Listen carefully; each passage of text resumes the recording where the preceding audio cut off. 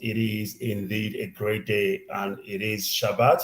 And I want to welcome Biafrans all around the world, wherever you are hearing the sound of my voice. We have come once again this evening to bring you indeed a great show.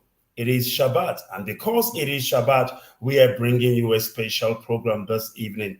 And of course, this evening, once again, joining me is Bishop Nathaniel, and he is coming all the way from the United States of America. And this evening, of course, we will be talking a very important topic, and I need to establish contact with them to ensure that they can hear me. I don't know if the bishop can hear me. Let me make sure first before I go further. You can hear me? Yes, right?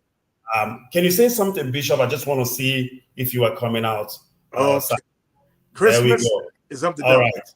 Thank you very much. All right, the bishop can hear me, and of course, that means we are ready to go. But before we do that, permit me once again to greet Biafrans all around the world, wherever you are hearing the sound of my voice. My name's Amazi Ikechukwu Onoha, and of course, I know not many can pronounce this name, but unfortunately, it is what it is. So we must continue, and of course, Ikechukwu in a nutshell means God's power. I remember there was this one friend of Biafran. His name is Haki Kwelishako. He's from the US. So he actually adopted the name Ikechukwu, and he is answering Ikechukwu till date. He put it on his Facebook. I gave him that name while I was, in Israel for 2 years. So, and he did that because he traced his origin back to Biafra.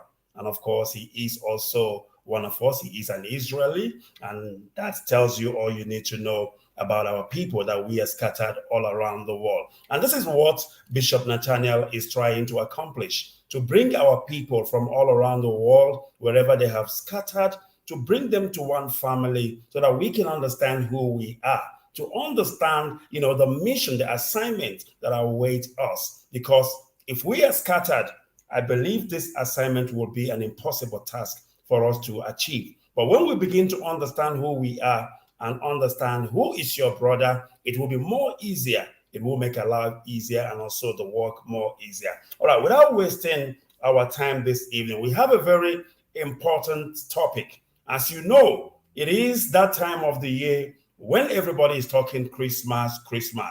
But unfortunately, I don't think Bishop Nathaniel shares in that sentiment. He has another look, or should I say another perspective to the word Christmas. And that is what we're about to hear this evening. Without wasting your time, Bishop Nathaniel, welcome this evening. The whole world is listening. Biafrans too, they are listening. Please go ahead.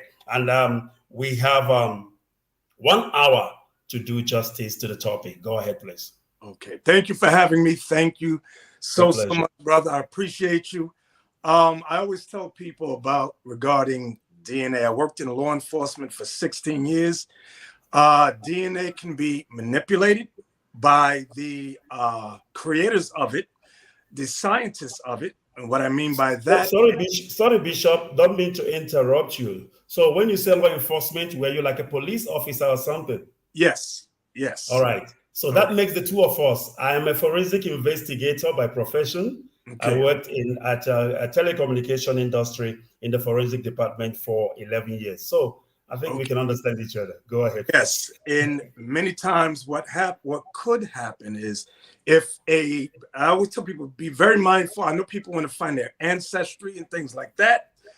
But what happens if we are looking for a criminal and it's very difficult, we go into like 23.com or these various things, and we can find a relative and match who's who to find the culprit, which you may say is a good thing. But you hear people say, like many Israelis say, oh, they are descendant of King David or King Solomon. In order to say you are related to King David or King Solomon, you must have the DNA of King David or King Solomon. And we all know there's no such thing on file. But many Israelis, and I'm talking about Caucasian Israelis, they put forth the lie that they are descendant of King David, King Solomon, King Hezekiah. These are all lies, because the true Israelites were scattered into slavery according to Deuteronomy 28, verse 15 through 16. It is biblically recorded for the past 3,000 years. There has been biblical records. For example, let me go to Deuteronomy 28 and start with verse, I believe it's verse 29. The book of Deuteronomy, chapter 28 and verse 29. And thou shalt grope at noonday, as the blind gropeth in darkness, and thou shalt not prosper in thy ways, and thou shalt be only oppressed and spoiled evermore, and no man shall save thee. So the prophecy regarding the real Israelites is that they would be only oppressed and spoiled evermore, and no man shall save us. That's what the prophecy says. So when I see people who control the world say that they are descendant of King David, I'm like, you fit none of the curses that are in the Bible. So that lets us know that they're lies. Like you see on the screen, for example, the lynchings during the time of Black codes and Jim Crow, and even during the time of the Civil Rights Movement. You had such things taking place during the time of apartheid in South Africa as well. So I want people to understand that the real biblical Israelites are Black and brown people, not a Caucasian people. The only Caucasian, listen to what I'm about to say. I'm about to say something heavy now. You may see people who are Caucasian, but they relate to our people. That's because they're on their father's line, they have fathers who are either American Black or African American or African. That's our blood lineage, or so-called Native Indian, indigenous Indian. They are our blood. Like you could have a Black man and a white woman have a baby. The baby could come out looking Caucasian, but that child is our race, our people, regardless of what the complexion is. So I hope everybody understands that. Okay, so let me move on to today's topic. Today's topic is Christmas is of the devil. No Biafran should be celebrating Christmas according to the Bible. If you are celebrating Christmas, you are following the devil. Let's open up with the birth of Christ. In Luke chapter 2, all I want is verse 8 right now.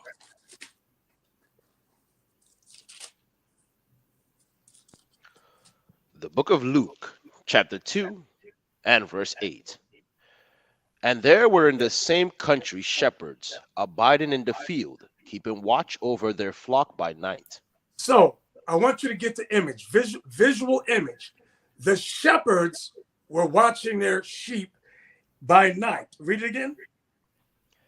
And there were in the same country shepherds abiding in the field, keeping watch over their flock by night. They were abiding in the field with their flock. So this is not the winter season where snow is covering, like they show you on TV. You see snow everywhere. No, this is not the season of winter. This is the spring season when the shepherds are in the fields with their flocks. This is not winter, this is spring. And I'm going to show you that as we read further on. Read on. Verse 9. And lo, the angel of the Lord came upon them, and the glory of the Lord shone round about them, and they were sore afraid. Mm-hmm. And the angel said unto them, Fear not, for behold, I bring you good tidings of great joy, which shall be to all people. When it says which shall be to all people, remember the angel was speaking to Israelites in the land of Israel. He was not in Rome. He was not in China. He was not in Europe. He was in where? Where is Israel? Northeast Africa. Remember the geography. Forget about the Suez Canal, which cut off Israel from Africa. Forget about that. At this time, it was one landmass. Read on.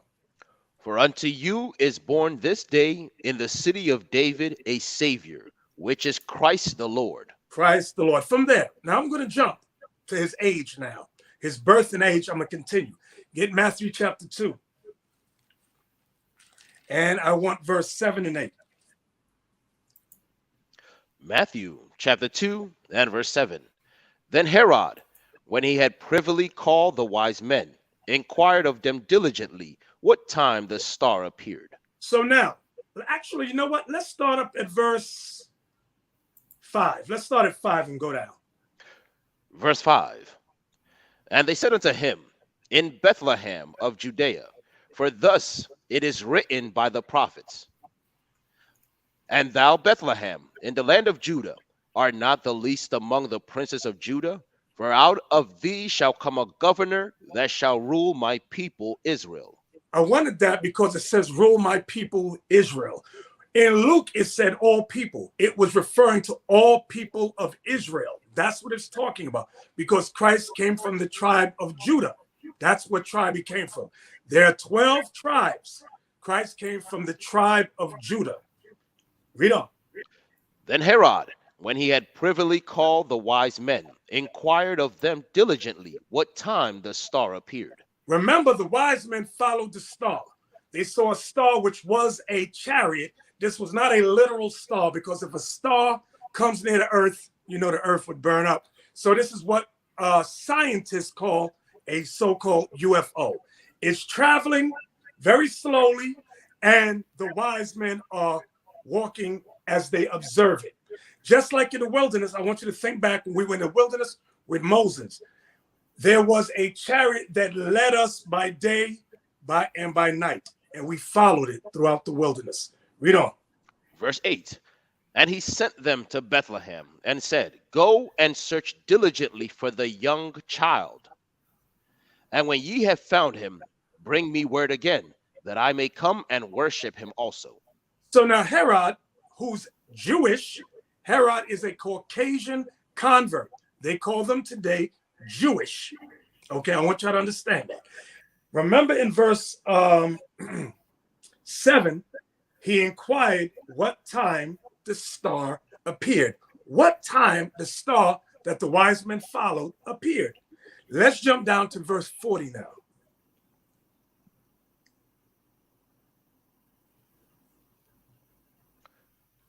Call that one more time, Bishop. We're in Matthew 2, right? Yes, sir. Jump down to verse 16. I'm sorry, I apologize. Verse 16. Then Herod, when he saw that he was mocked of the wise men, was exceeding wroth, and sent forth, and slew all the children that were in Bethlehem, and in all the coasts thereof, from 2 years old and under, according to the time which he had diligently inquired of the wise men. So I want you all to remember, Herod, the Jewish convert, had asked the wise men, what time did the star appear that you wise men followed? They obviously told him 2 years ago.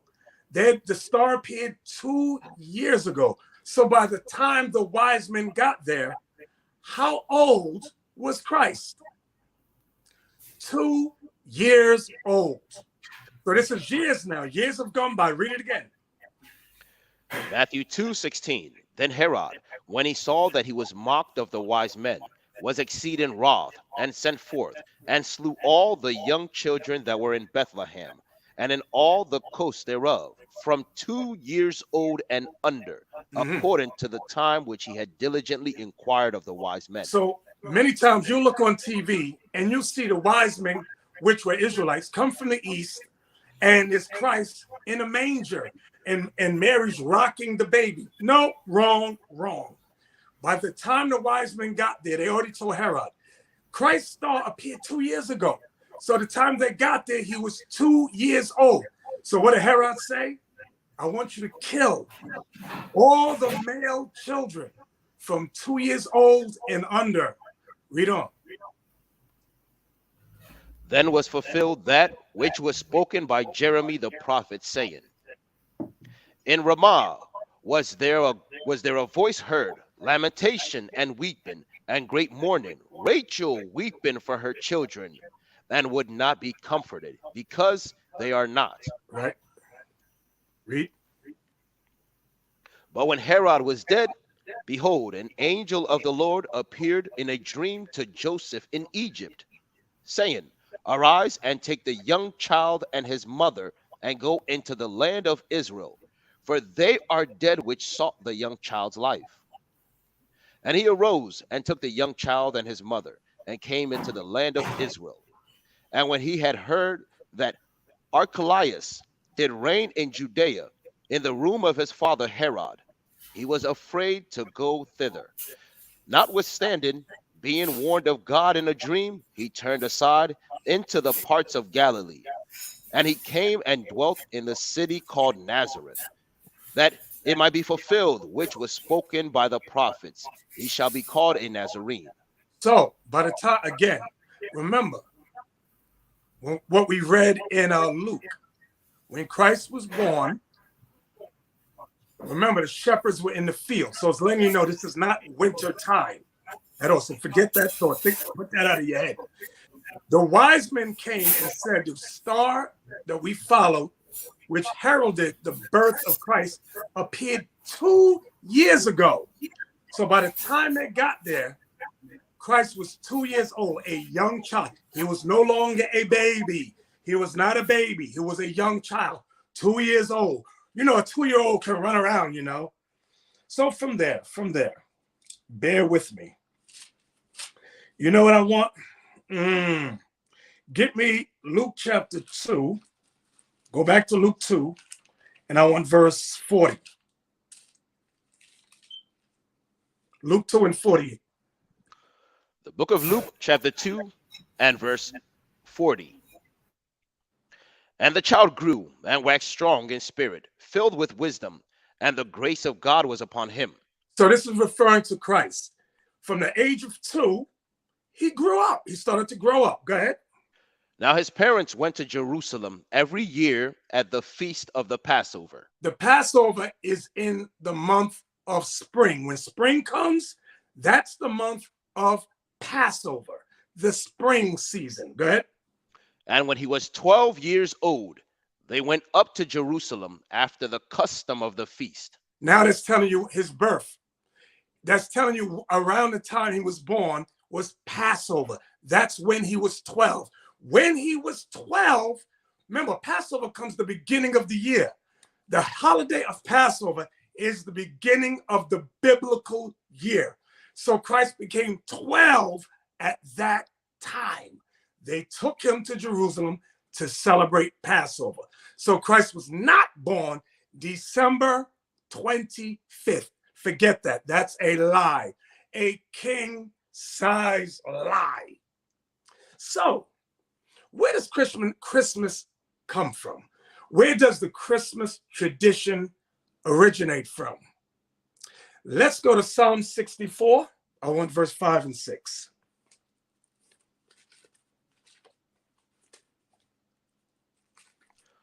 The book of Psalms, chapter 64, and verse 5. They encourage themselves in an evil matter.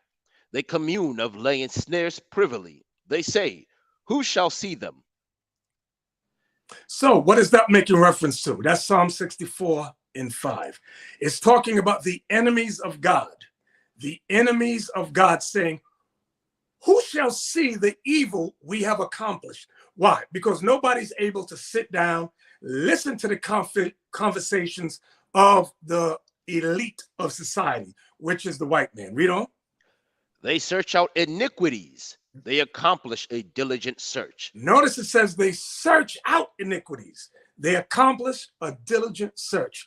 There's something that America and England has called archaeologists. What is an archaeologist's job? They search out all the ancient customs and ruins and paintings and buildings of antiquity. Read it again. They search out iniquities. They accomplish a diligent search. Both the inward thought of every one of them and the heart is deep. Was that it? Yes, sir. So that was Psalms. What verse was that? Psalm 64 and verse 6, right? Yes, sir. So they search out iniquities. They accomplish a diligent search. Archaeologists get paid big money. Their job with their students is to go to various ruins. They get their little paint brushes and they wipe off the sand off things. They get the paintings, the ancient ruins. That's what they do. And then they are able to figure out the time of such antiquities, the time of such evil things. Let's go read that again for me, please. The book of Psalms, chapter 64 and verse 5. They encourage themselves in an evil matter. They commune of laying snares privily. They say, who shall see them? They search out iniquities. They accomplish a diligent search. Both the inward thought of every one of them and the heart is deep. So they have deep thoughts, and their plan, society's plan, is to set traps. That's what it means in verse 5. They encourage themselves in an evil matter. They commune, discuss, of laying snares, that means traps, privily, that means secretly. So today's topic, as I said earlier, is Christmas. Is it of God? So far, we found out that Christ's birth was not in the winter, it was the spring season. So far, we found out that when the wise men came, Christ was 2 years old. Okay, so far, we figured out that the ruling nations of society do a diligent search archaeologically. They accomplish a diligent search to lay snares, which are traps, privily, which means secretly. So now, give me Romans 1:25. Again, no Biafran should be celebrating Christmas. It is not biblical. It is not of God. If any of you cares to challenge, all you have to do is pull a Bible verse that says Jesus Christ, Yahushai, Yeshua, whichever you call him, was born in the dead of winter, December 25th. That's all you have to do. If you don't have a Bible verse, then zip your lips and shh. You don't know what you're talking about. You love the white man. Read. Romans chapter 1, verse 25. Who changed the truth of God into a lie and worshiped and served the creature more than the creator, who is blessed forever. Amen. So who changed the truth of God into a lie and worshiped and served the creature, meaning man and beast, more than the creator? So, Biafran, you have to ask yourself a question. Do you worship God Almighty, Yahweh, or do you worship and follow man? That's the question. So if you say you worship and follow God, then where did you get Christmas, December 25th from? Again, if you care to challenge, all I want is a Bible verse. I want a book, chapter, and verse that says Jesus Christ was born in the winter, December 25th. You'll win the argument then. But if you have no Bible verse, just be shh. You're following man. You followed your colonizer. You have followed the slave master. You have followed the oppressor. You have followed Satan. From there, let's go to Jeremiah 10. Let's start at verse 1. Remember, the topic is Biafra should not be celebrating Christmas. None of you Biafrans should be celebrating Christmas. It is of the devil. Jeremiah 10, let's start at verse 1. The book of Jeremiah, chapter 10, verse 1. Wait, hold on. Let me set it up for you. Jeremiah, the prophet, is prophesying that the Israelites would go into the Babylonian captivity. What year did this take place? The year 606 BC, before Christ. 606, write it down. The Babylonian captivity commenced 606 BC. Now you might ask, what does the prophet Jeremiah look like? Give me Jeremiah 8:21. Let's start with what he looks like. Jeremiah chapter 8, verse 21. For the hurt of the daughter of my people, I am hurt. I am black. My astonishment hath taken hold of me. Jeremiah says, I am black. He's letting you know two things. His color of a dark-skinned man and he's in a mourning state. That's why they call us black. Why do they call us black people? Because of our color is dark skin, and our condition is that we are an oppressed people. That's why they call us black. You're the black race, a black people.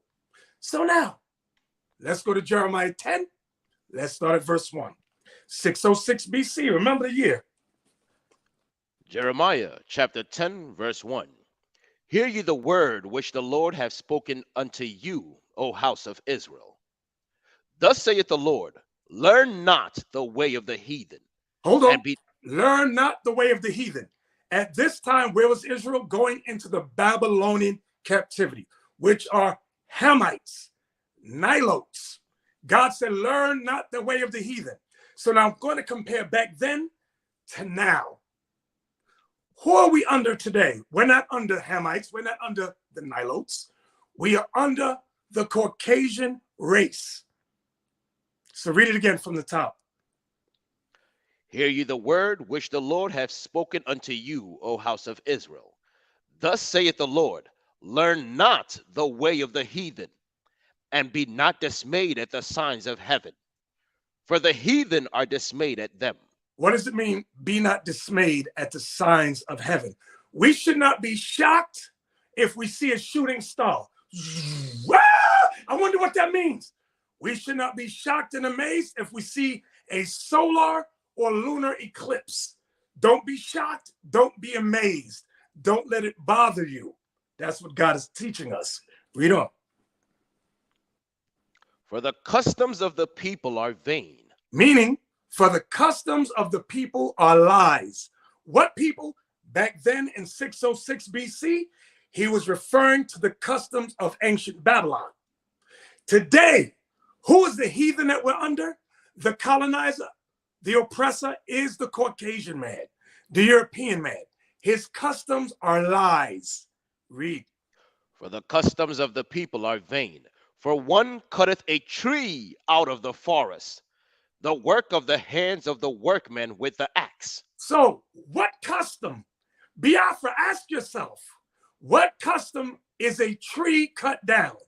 Well, I know today they may not cut down trees. Like in America, they have fake trees where you could go into the store and buy a fake tree.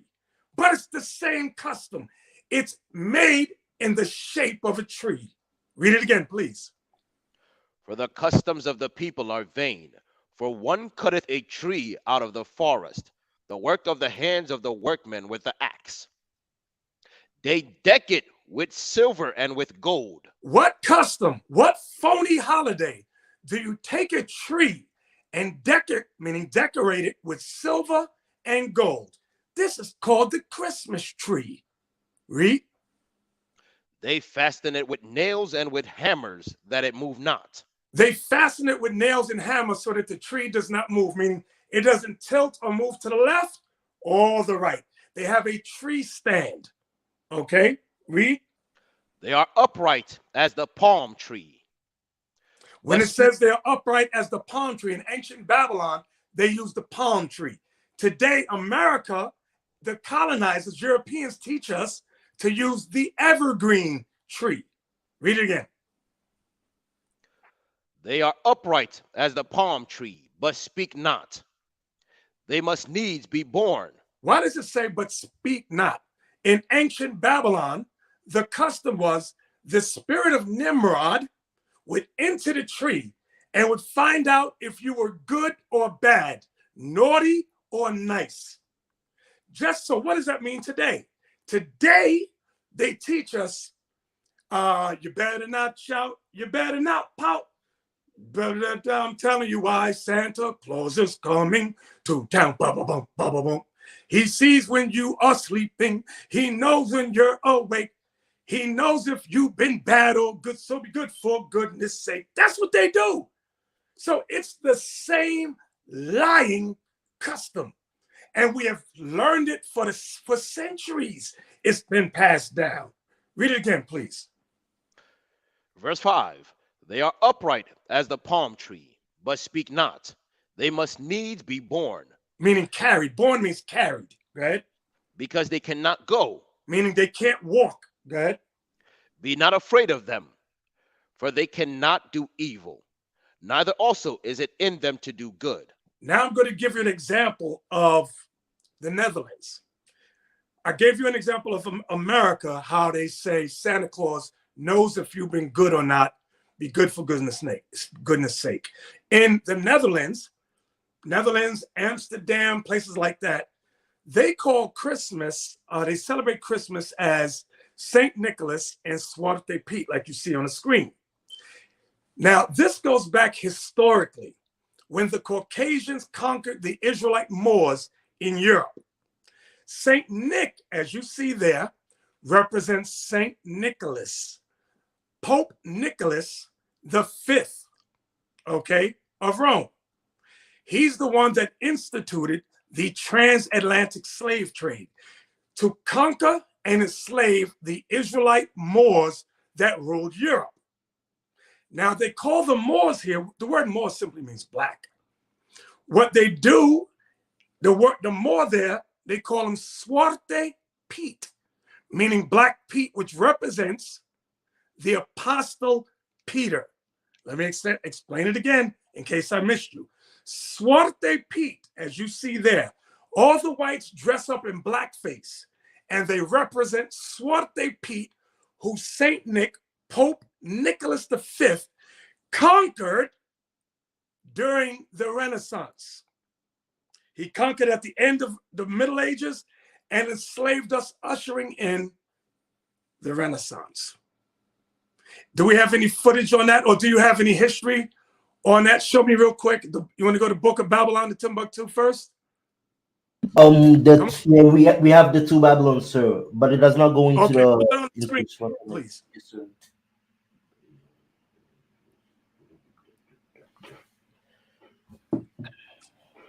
This is the history. Go back to the book. Coming right up, sir. Internet is lagging. Can you zoom in on it? I can't even see it.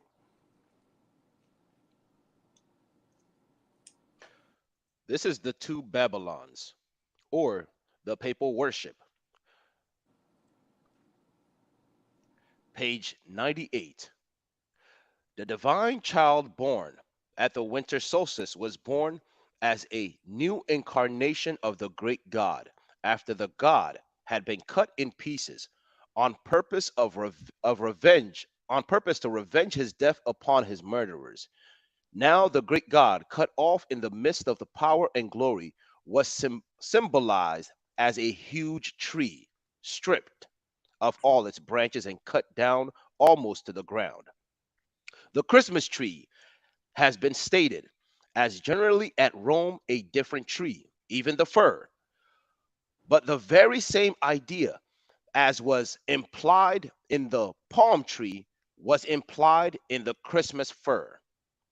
For that covertly symbolized the newborn god of Baal Berith. So y'all see the word covertly? That means secretly. That's what we were reading about in the book of Psalms. Read on.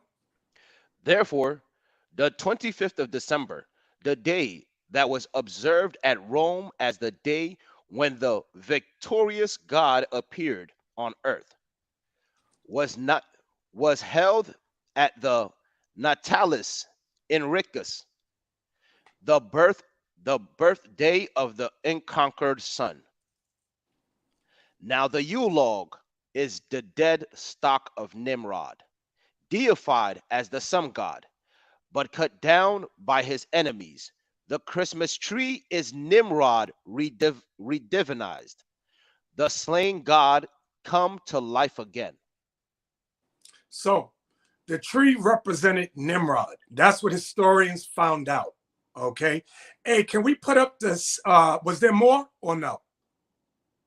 Yes, sir. One more page. Go ahead. Oh, my bad, my bad.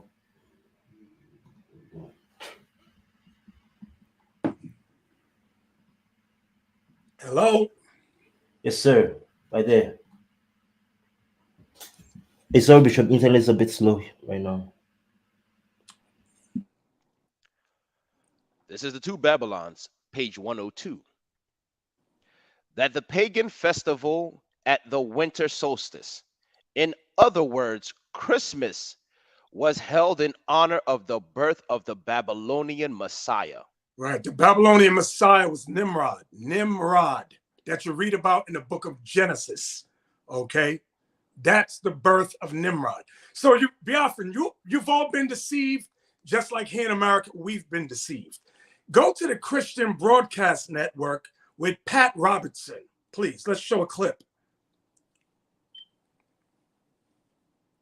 We have friends who do not celebrate Christmas because they say December 25th is really a pagan holiday.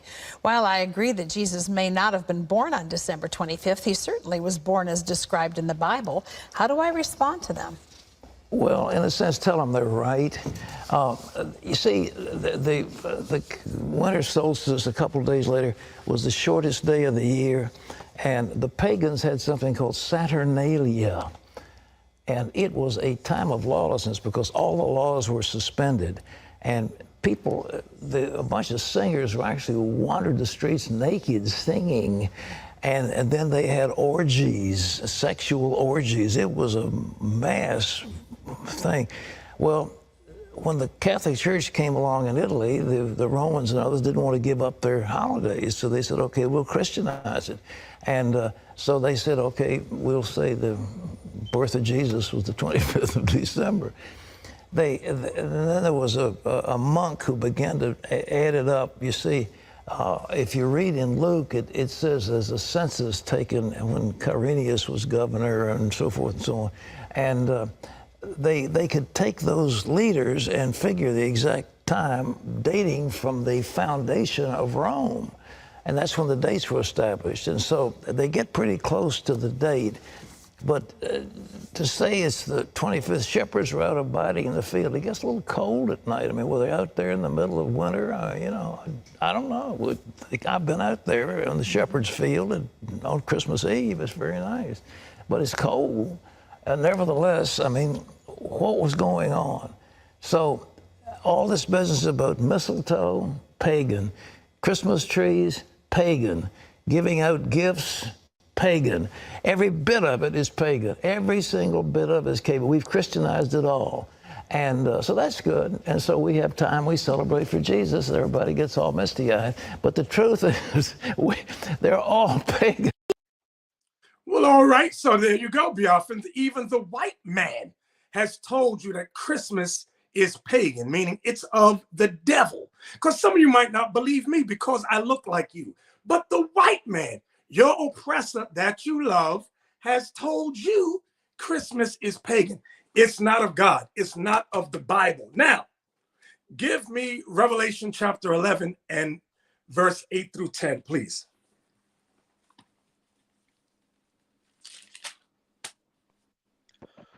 The book of Revelation, chapter 11 and verse 8.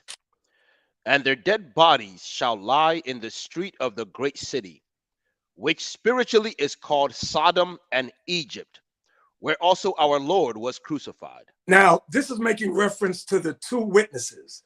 The two witnesses are the remnant of Israel. The two witnesses are the remnant of Israel that you read about in, let me look, I'm gonna jump down real quick.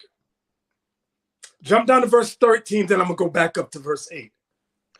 Verse 13. And the same hour was there a great earthquake, and the 10th part of the city fell. And in the earthquake were slain of men 7,000, and the remnant were affrighted and gave glory to the God of heaven. So what I wanted y'all to see is that the two witnesses that you read about in Revelation 11 is the remnant of Israel, the kingdom of Judah and the kingdom of Israel, because we were split into two kingdoms.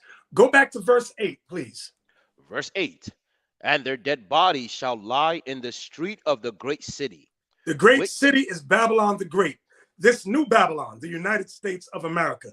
This isn't talking about ancient Babylon because ancient Babylon was destroyed already. This is the new modern Babylon, America. Read. Which spiritually is called Sodom and Egypt. Why is this place spiritually called Sodom? Because America fosters same-sex marriage. America pushes same-sex belief system. Boys can change their gender. Girls can change their gender. They change pronouns. He is now a she is now a he, or he is now a they, she is now an it. Stupidity. That's Sodom. The spirit of Sodom is here. Then it says, and Egypt. This place is not the real Egypt. Put the dollar bill up for me if you got it at hand. Do you have it? Yes, sir. Coming right up. Coming right up. Okay. So I want y'all to see that this place is spiritually called Egypt too. How so?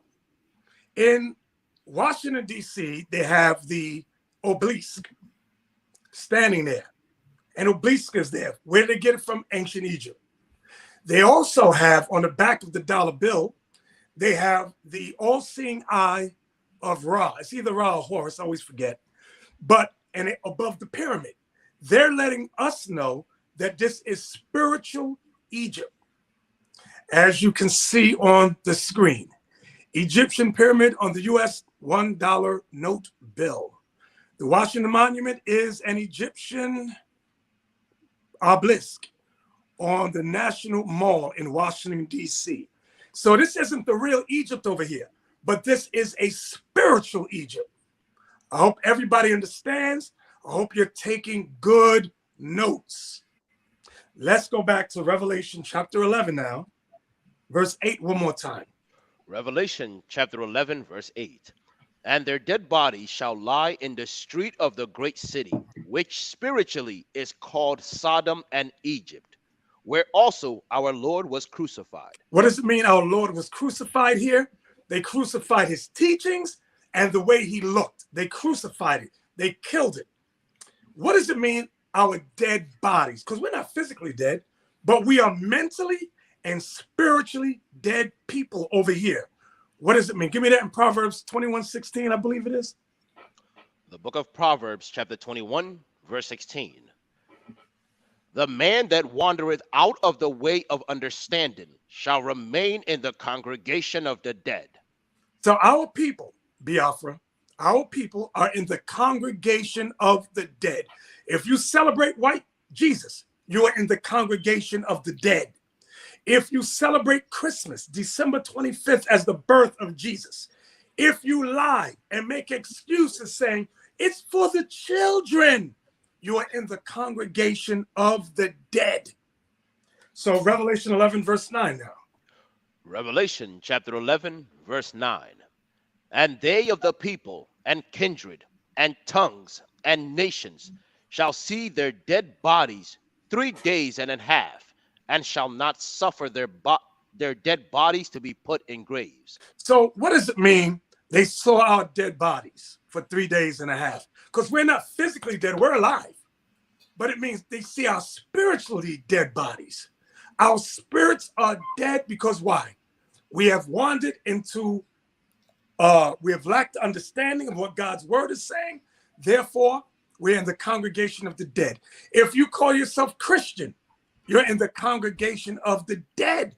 Okay, Muslim, you're in the congregation of the dead. You're not following the Bible, okay, at all. If you're Baptist, Mormon, and notice on the screen, all these religions were made and created by former slave masters, okay? The one Rastafarian, that wasn't made by a slave master. It was made by a black man in 1935 by the name of Leonard P. Howell. But all the rest was created by your former slave masters. So many of us have found ourselves as Adventists, Jehovah's Witness, Pentecostal, Baptist, Mormons, Islamic, so forth and so on. These are all man-made lies. Read it again, please. And they of the people and kindreds and tongues and nations shall see their dead bodies 3 days and a half. 3 days and a half means 350 years. Go ahead. And shall not suffer their dead bodies to be put in graves. Because we're not physically dead. We're spiritually dead, not physically though. Read. And they that dwell upon the earth shall rejoice over them. What does it mean, they that dwell upon the earth shall rejoice over them? They established holidays that they mentally and spiritually destroyed us. Let me say it again. They created and establish holidays. The word holiday means holy days. Their holy days are days of our oppression, but we haven't figured that out yet. Christmas is in honor of our destruction. Read it again. And they that dwell upon the earth shall rejoice over them and make merry. You see that? Make merry. What is merry what? Merry Christmas. Merry what? Merry Christmas. It's a rejoicing holiday. Watch what they do. Go ahead. And shall send gifts one to another. What does it mean, shall send gifts? They sent our sons and daughters as slaves. Our sons and daughters were the gifts they gave one to another. Hey, do you guys have the video when they had the chain around a little boy's neck as a gift? Yes, sir. Finding that right now. Okay. Yes. Okay. So what I'm showing you, all Biafrans, Christmas is not of God. It is not of the Bible. In the Bible, it says, don't celebrate a holiday that they cut down a tree and decorate it with silver and gold. That's an ancient Babylonian holiday wherein Nimrod came into the tree to find out if you were naughty or nice. Rome, Pope Nicholas V took that holiday, incorporated it into society, and ushered in the transatlantic slave trade, where they went throughout Africa and enslaved your sons and daughters and sent them to England, France, America, Canada, Central and South America, so forth and so on. Let me know if you found the video yet. It's a sorry, Bishop. We didn't prepare. It's a bit far into the file, so it's not going to be possible. Okay. So, what verse did you finish off at? Verse 10. Read verse 10 again. And they that dwell upon the earth shall rejoice over them and make merry, and shall send gifts one to another, because these two prophets tormented them. The two prophets is the remnant of Israel. Judah and Israel are the two prophets. Go ahead. Because these two prophets tormented them that dwelt on the earth. Can we go back to, show me the next video on Zwarte Piet, how our people in the Netherlands, show me the Zwarte Piet, and then we'll get to the beatings. Bishop, I did find it, yeah, so. Okay, put it up. This is the gifts. Swinging in the southern breeze. Submit yourselves. Oh, that was it. Yes, sir, right here. Okay.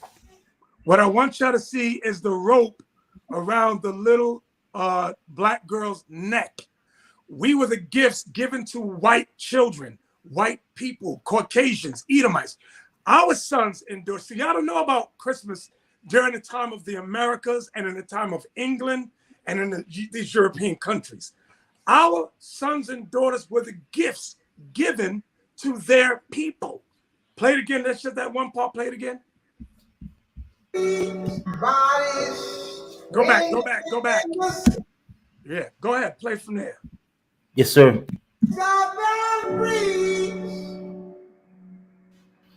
Submit yourselves to your master. Okay.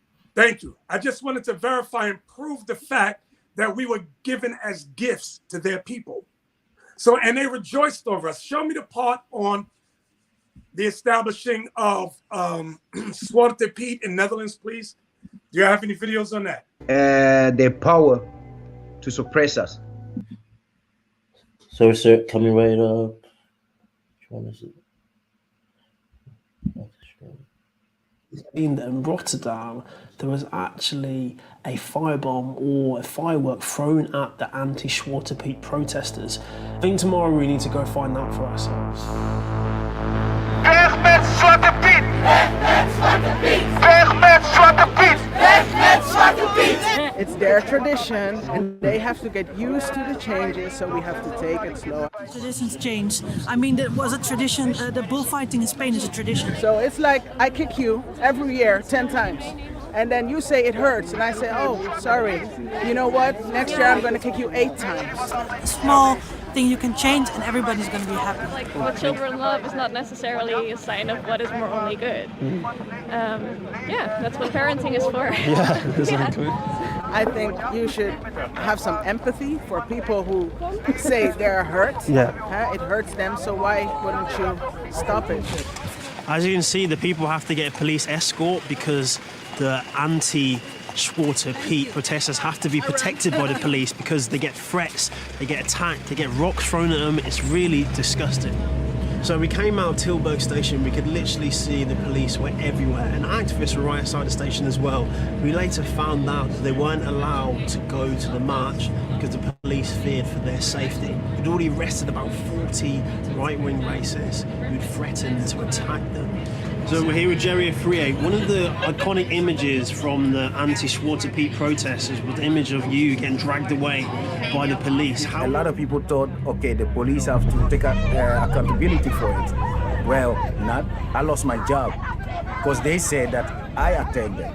When it was on camera, everyone could see. You have to understand, we are dealing with racism, we are dealing with white supremacy. So at the end of the day, what Pete is, is something that the government is holding in place. Even we've been here for almost 500 years, they still consider us non-Dutch. That means, if you cannot accept me for being a Black Dutch, then I know you will not accept my word. And now we are only scratching the surface. Imagine if we go deeper, what is going to come on our path. Globally, blackface minstrel characters were used to mock, demonize, and ridicule black people. How would you like to go to work for me? Yeah. The most prominent example of this is the 1915 American film The Birth of a Nation, with the plot of a blackface character that's a sexual predator attacking white women who are eventually saved by the Ku Klux Klan. Blackface has always had a historical link to racist nationalism.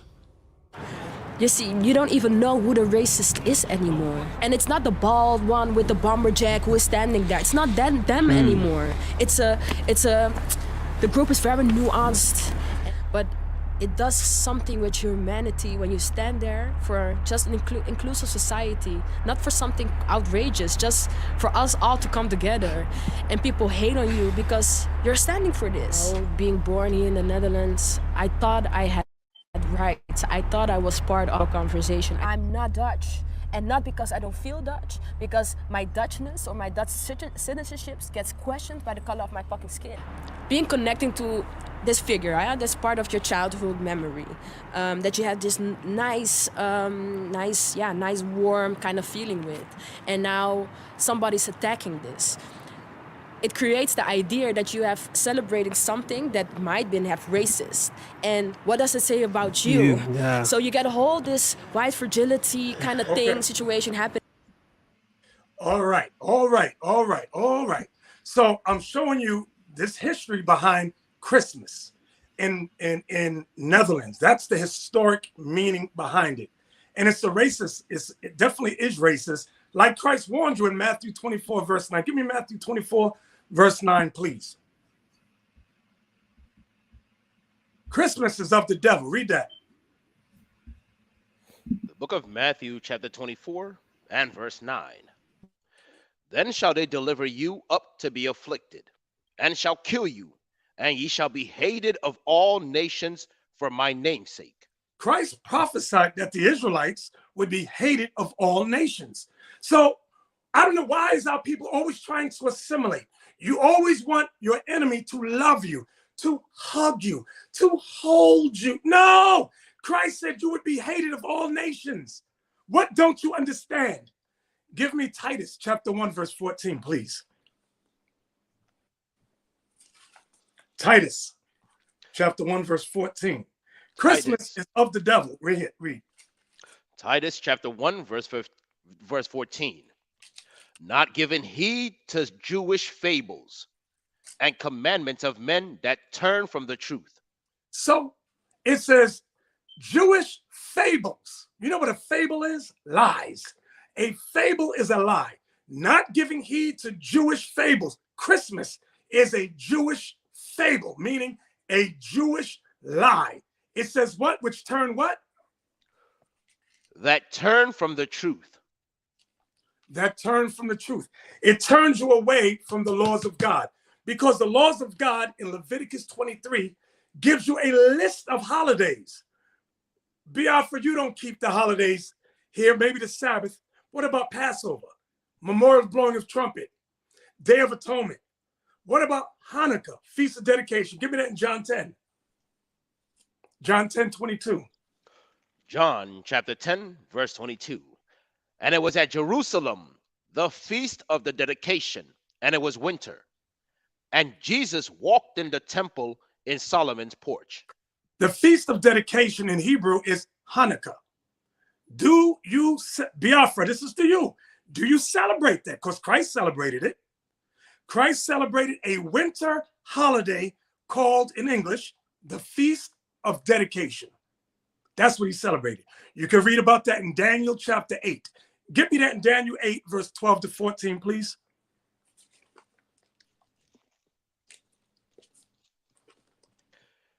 Daniel chapter 8 and verse 12.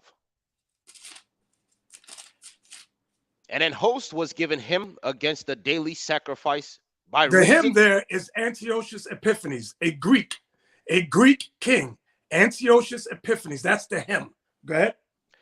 And an host was given him against the daily sacrifice by reason of transgression, and it cast down the truth to the ground, and it practiced and prospered. Antiochus Epiphanes, the Greek king, he cast down the truth of God to the ground, and he prospered. Read. And I heard one saint speaking, and another saint said unto that certain saint which spake, how long shall be the vision concerning the daily sacrifice and the transgression of desolation, to give both the sanctuary and the host to be trodden underfoot? Go ahead. And he said unto me, until 2,300 days. That means 6 years and 4 months. 6 years and 4 months. Then shall the sanctuary be cleansed. Read. Verse 15. And it came to pass, when I, even I, Daniel, had seen the vision and sought for the meaning, then behold, there stood before me and as the appearance of a man. And I heard a man's voice between the banks of Ule, which called and said, Gabriel. Read verse 14 again. I'm sorry, verse 14. I didn't hear verse 14. Verse 14. And he said unto me, unto 2,300 days, then shall the sanctuary be cleansed. You see that part? After 6 years and some months shall the sanctuary be cleansed. That ushered in the holiday called Feast of Dedication that Christ celebrated in John chapter 10, verse 22 and 23. So that's why Christ, do you celebrate that, Biafra? It's in the winter. Now I've given you the keys to the holidays Christ wanted us to keep. John 8:32, please.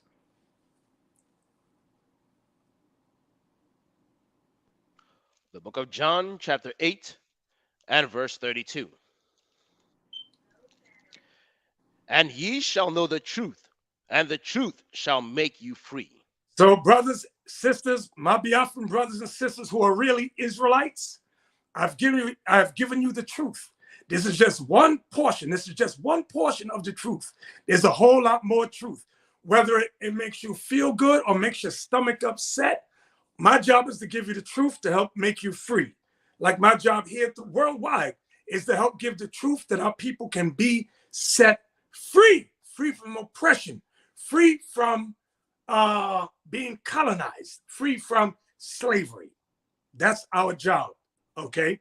So I pray that you glean something from today's lesson. I'll give you one last verse. Matthew 15:3 is my last verse. Read that. Matthew chapter 15 and verse 3. But he answered and said unto them, why do ye also transgress the commandment of God by your tradition? When your traditions go against the commandments of God, you're worshiping the devil. Christ condemned the Pharisees for establishing traditions that went against God's law. So God's law is in the wintertime, we celebrated the Feast of Dedication. If you reject that and say, no, Christmas, December 25th, you're worshiping the devil. I've told you, out of love, brothers, sisters, I love you. I pray you all have a good Shabbat. Thank you very much, Bishop. Bishop, before I let you go, I need to ask you a question that I wonder if you can help me with that. Now, Jesus Christ, as we know him, he is Jewish, right? He's not Jewish. He's of the tribe of Judah. Jewish, ISH, means not the original, a convert. Right. When you look up ISH, it means a convert. Christ is not Jewish. Nope, he's a Jew of the tribe of Judah. Thank you. Thank you for that. Now, where does the name Christ comes from? If he is Jew, obviously, I'm not sure what is the name Jesus Christ.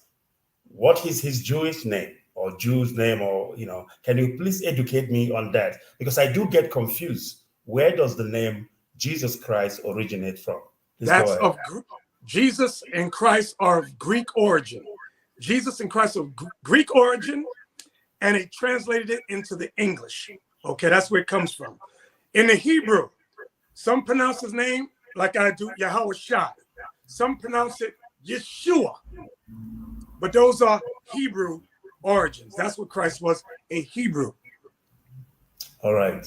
Thank you very much. I think there are people also who are like me out there who want to understand the different meanings of this name. Maybe sometime you will also talk to us about Easter. Yes. I'm sure we've dealt with Christmas, and I must tell you, I am cleared, and I do understand that, because telling us that Christ was born on the 25th of December, I think is the worst lies ever told, you know. So we need to be educated on this thing. So let's make a date next time. Maybe we'll talk about Easter. Yes. All right. Thank you so much, Bishop. I appreciate that. You're welcome. All praises. All right. Thank you so much. Thank you very much, Biafrans. And of course, this is where we will bring this program to an end. It is indeed a great show. It is indeed Shabbat. And we have learned once again the things that we need to know. Knowledge is power. And of course, this is why we always bring the bishop here now and then to educate us on some certain things that we need to know about.